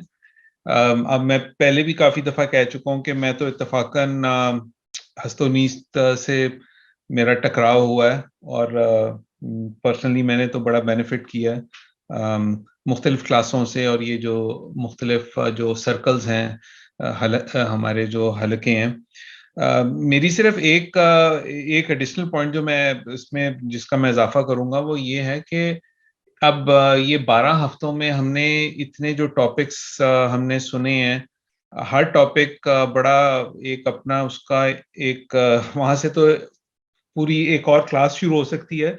तो इसको कंटिन्यू किसी तरह से किया जाए. इस मेरे ख्याल में आप अगले जो आपने 2-3 जो सेमेस्टर हैं हमारे, या जो हमारे सेशंस हैं 3 या जो हैं, उसमें आपने प्लान तो किया हुआ है. और मेरा ख्याल है कि फिर अब मुझे पता नहीं है, चूंकि मैंने देखा नहीं है, मुझे नहीं पता कि इन्हीं टॉपिक्स को खोला जाएगा या वो देयर टॉपिक्स इन इटसेल्फ. मेरे ख्याल में इट्स द लेटर वन. तो फिर यही ख्वाहिश होगी कि अच्छा फिर इसे किस तरह कंटिन्यू किया जाए. तो बस इसमें ये फिर एक रह जाती है चीज कि इसको फिर रेफरेंसेस आप ऑन द साइड देते जाएं, ताकि हमें जैसे जैसे वक्त मिले हम उसको अपने तौर पे सीखते जाएं. तो ये बस ताकि एक हमारी जो तशनगी है वो भी दूर होती जाए एक हद तक. बस ये मैं ये चीज कहना चाहूंगा. अगला जो टर्म है वो तो इससे काफी हद तक लिंक्ड आपको महसूस होगी. इनका बड़ा अच्छा राब्ता बनेगा लग रहा है, क्योंकि 2 ट्रेडिशनल स्कॉलर्स आपको बुनियादी तौर पर पढ़ा रहे होंगे. और अब हम इतने एक यंग ट्रेडिशनल स्कॉलर का भी इजाफा किया, सैयद रेहान गिलानी. आप में से कुछ लोग उनसे अरबी या फारसी पढ़ चुके होंगे. जी जी. तो वो खुद भी एक सिलसिले से भी ताल्लुक रखते हैं, और जो भेरा में मदरसा है उसके फाजिल भी हैं, और यूनिवर्सिटी से भी एमफिल वगैरह भी उन्होंने ख़त्म किया. तो बड़े वो इंटरेस्टिंग शख्सियत हैं और यंग हैं बिल्कुल, तो इंशाल्लाह। मगर थीम्स अब पर्टिकुलर थीम्स पे मेरे ख्याल है हम आ जाएंगे इन फ्रॉम, जैसे डॉक्टर साहब ने कहा, तो अगला वाला तो काफी जुड़ा हुआ है, उससे अगले वाले में हम फिर मॉडर्निटी के रूट्स पे जाएंगे। तो जो उसके लिए भी असल में डॉक्टर अमजद वहीद ने ग्राउंड बना दी है कि सारे मसले की और इनलाइटनमेंट प्रोजेक्ट की बुनियाद ये ड्यूलिज्म है, कार्टेशियन कह लें, माइंड बॉडी जो है, और फिर हम देखेंगे कि वो कैसे मॉडर्न कल्चर में और एपिस्टेमोलॉजी में वो अपना रंग दिखाती है, तो वो काफी यूजफुल होगा मैं सोचता हूँ। तो ये सारा इन द सेंस तो लिंक्ड ही है सब कुछ। तैमूर साहब सॉरी, हाँ। एक बात रह गई जो मैंने डॉक्टर साहब से भी कही थी, इसमें क्या गुंजाइश है दूसरी साइड की झलक दिखाने में? हमारे पास कितनी लीवे है इसमें टाइम के लिहाज कौन सी से? साइड? ये दूसरी साइड जो कि क्रिटिकल है, क्योंकि मैंने वो जो जवाबात है मेरी तसल्ली नहीं हुई, क्योंकि बहुत सारे बड़े बड़े नाम हैं जो कि तसव्वुफ को उस तरह से नहीं देख रहे जिस तरह से इन क्लासों में पेश किया गया है, तो उसकी कोई वजह तो है, तो उसको किसी तरह से कवर करें ताकि हम एक वन साइडेड व्यू लेके ना आगे जाएं। जी, वो इधर तो खुद मेरा ख्याल है ये खुद ही कवर हो जाएगा जब सईद उज़ैर बात करेंगे ना सारे, क्योंकि बेसिक बात तो वही है जो डॉक्टर अमजद ने कही है कि हमारा ट्रेडिशन तो तसव्वुफ में ही डूबा हुआ है, जो अब उससे मुनहरिफ लोग नजर आते हैं वो ज्यादातर मॉडर्निटी का किसी ना किसी हद तक शिकार ज्यादा नजर आते हैं। ये तो मेरा पर्सनल व्यू है, मगर हमने तो अपने ट्रेडिशन को अपने ही एंगल से देखना है ना, और मगर आपका फिर भी वैलिड है, इसको मुख्तलिफ फोरम्स पे हमारे इस पे बात होती रहती है, और आप कहेंगे तो अलग से भी एक हम छोटा सा स्टडी सर्कल इस पे कर लेंगे। तो ये आपकी रिस्पॉन्सिबिलिटी है, फिर आप उसके कोऑर्डिनेटर होइएगा, आप और मैं बैठ के डिजाइन करेंगे, दो अप्रोप्रिएट स्कॉलर्स को ढूंढ लेंगे, फिर कर लेंगे। शुक्र है। एक तो thank you so much for encouraging me to join this course. मुझे याद है पहली क्लास जो थी मेरा my mind was absolutely blown away by the topics, और उसमें आधे से ज्यादा का मुझे बिल्कुल आइडिया भी कोई नहीं था, और मुझे ऐसे लग रहा था कि जैसे मैं इस गलत क्लास में आके बैठ गई हूँ। पर जैसे जैसे टाइम गुजरा है बहुत सारी चीजों के बारे में सिर्फ ये पता चला है कि अच्छा ये एग्जिस्ट करती हैं, अभी इनके बारे में जानने में बहुत आगे भी वक्त लगेगा, और एक शौक भी पैदा हो गया। लेकिन जो एक आई वुड से बहुत सारे सवाल, बल्कि मैंने तो 6 सवाल लिखे भी थे अपने कि ये सवाल आंसर होने चाहिए इस कोर्स के बाद। काफी बेसिक चीजें तो समझ आ गई, और उसके अलावा काफी चीजों की डेप्थ का भी अंदाजा हुआ कि ये भी आगे बहुत समझनी है। लेकिन आई थिंक जो one question I would take away from this whole course, आज की भी जिस तरह डॉक्टर साहब ने बात की, वो जो मुर्शिद वाली बात है, वो जो मुर्शिद की तलाश है, उसके अंदर काफी I would say those ideas have started germinating just for myself, I would say. So वो एक चीज काफी ज्यादा, और पीछे इन्होंने बात भी की थी कि वो जो कुछ अज़कार और कुछ चीजें जो है वो मुर्शिद के बगैर नहीं करते, लेकिन कशफुल माजूब के बारे में, बल्कि अना was telling me Kashful माजूब is one book जिसके बारे में कहते हैं कि this is written for people who don't have any मुर्शिद। तो मैंने तो अपनी वो एक फर्दर रीडिंग, जो अमजद साहब भी कह रहे थे, फर्दर रीडिंग में मैंने विंटर ब्रेक के अंदर यही सोचा हुआ है कि I read this, and I hope that would connect to Uzair Saab's sessions, because those are the sessions I'm really looking forward to. So thank you so much, Dr. Amjad. आप बहुत patient रहे हैं, and especially the participants, Meher, Zubair, Umair Saab की e-books. Oh my God, I never thought somebody could dig in all of that information. So thank you so much, everyone. Thank जी, अस्सलाम वालेकुम। जी, तैमूर साहब, I certainly feel that this was a step in the right direction. We took a lot of baby steps in different directions. So the quest continues, the journey resumes, or I would certainly like to keep in touch with Dr. Saab, or questions हैं mind में. सारे answers obviously नहीं मिले, तो winter break में I plan on reading Ibn Arabi more thoroughly, or बाकी भी scholars, और yeah, अभी तक यही है. Let's just keep on working hard, or yeah, hopefully we'll find answers. Okay. Actually, obviously this is a great opportunity, lekin I'm just going to admit कि मैंने इतना follow नहीं किया because Friday is a working day और मेरी अक्सर Friday की नहीं, आज today was a holiday. I'm still catching up and I'm still searching and trying to understand things, lekin I think this is a great course. I would love to remain in touch with Dr. Amjad, and यहाँ पे students भी आए हैं, इतने अच्छे questions कर रहे होते हैं कि I think they're all very, intellectual. So, just the fact to have this network is, I think, a blessing, hopefully, baad mein, I mean, the lectures are all there. I try to listen, gaadi mein, and is tarah karke, to, I'm sure I'll have questions later. तो मैं एक महर ने जो point raise किया था, मैं उसके ऊपर बस एक ये बोलना चाहूँगी कि I totally agree with what she says. Mera apna ye experience hai that there are many great scholars, and obviously I'm not as well read as the other people in the group. Mera focus has been kind of different in my life, but jo thoda bahut padha hai usme I personally have come to the conclusion that there are many sort of so-called actually great scholars who have said a few things that I totally not agree with, but that doesn't mean कि मैं उनकी बाकी चीजों को nullify कर दूं. Lekin I would still call out कि ये बात is correct. I can't relate to it. I can't understand how they said it, and I feel that it is kind of very unsatisfactory. But I think this is what life is, and this is how people are. मेरी अम्मी मुझे हमेशा कहती हैं, you can't correct the world. You can't correct other people. I think we can try to learn and research truth ourselves, क्योंकि अपने ऊपर हमारा control होता है और अपनी faults के ऊपर होता है. And मैंने तो अब ढूंढना छोड़ दिया है perfection in Sufi leaders, लेकिन still there are many quotations या stories जो मुझे inspire करती हैं, लेकिन मुझे perfection नहीं मिली. और क्योंकि अब जब मैं ढूंढने की कोशिश करती थी, मुझे disappointment हुई है, तो अब I just kind of accept, ये इस तरह से. अस्सलाम वालेकुम जी, अस्सलाम वालेकुम to everyone. बहुत बहुत शुक्रिया, जज़ाकल्लाह खैर तैमूर कि आपने मुझे मौका दिया लेट ज्वाइन करने का. मेरे लिए तो ये पूरा इंकिशाफ है, क्योंकि मैं पाकिस्तान के बारे में अभी आजकल सीख रही हूँ और मैंने कभी सोचा नहीं कि ऐसा खजाना होगा जिसमें हम मिलके माजी को एक्सप्लोर कर सके, और वो भी तसव्वुफ. क्योंकि मेरा थोड़ा सा मुख्तलिफ एक्सपीरियंस है कि मैं I have been a Sikar for a very long time. मुझे अपने मुर्शिद मिल भी गए, लेकिन मुझे अल्फाज नहीं मिल रहे थे.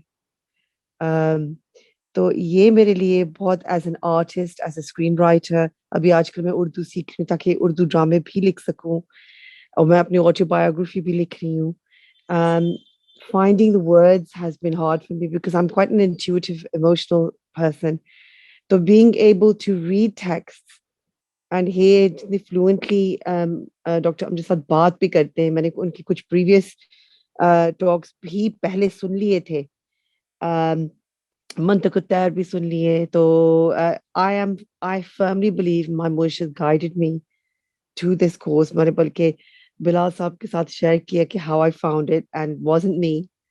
It was totally a guidance that I was meant to join. That's why मैं तुली हुई थी कि आपको भी convince करूं. So it's been very magical, and we are one. That's the whole thing that I've learned from all of this. The Wahdat al-Wujud is present in this, that we are many, we're multifaceted, but we are bound by this course. So it just confirms my faith even more. दिन ब दिन मेरी दिलचस्पी और explore करने का तारीख के हिसाब से, तमद्दुन के हिसाब से वो बढ़ती जा रही है. And I wish you all well. मेरी दुआएं आप सबके साथ हैं, क्योंकि ये एक मामूली बात नहीं है जो आप कर रहे हैं. मेरी बस एक अब दुआ है कि ये बातें नौजवानों तक पहुंचे, क्योंकि मेरी बात अक्सर हो रही है और हमारे नौजवान इस मुल्क में काफी एक तस्बीह की तरह जो टूटी है ना, वो बिखरे बिखरे हैं, वो अपने अंदर भी बिखरे हैं, एंड उनको भी एक महवर की जरूरत है. तो जो आप मैं बातें यहाँ पे सीख रही हूँ, मैं इनसे भी कर रही हूँ. And I look forward to a time coming when और भी यंग लोग इसमें शामिल होंगे और खुद چل کے آئیں گے آپ کے پاس, کیونکہ ایسی چیز نہیں کہ آپ کسی کو مجبور کر سکتے ہیں, یہ اندر سے آواز آتی کہ مجھے اس طرف جانا ہے. تو it's been it's broken all my stereotypes about Pakistani education جو میں نے پچھلے 2-3 مہینوں میں پاکستان میں سیکھا, میں نے کبھی ویسٹ میں کچھ اس طرح کا نہیں سیکھا. Thank you for your wonderful encouraging comments. Glad you found this useful. اور آپ تمام لوگوں کا بھی شکریہ, بہت ہی زبردست پارٹیسپیشن اور انٹرسٹ رہا جو ہم توقع نہیں کر رہے تھے.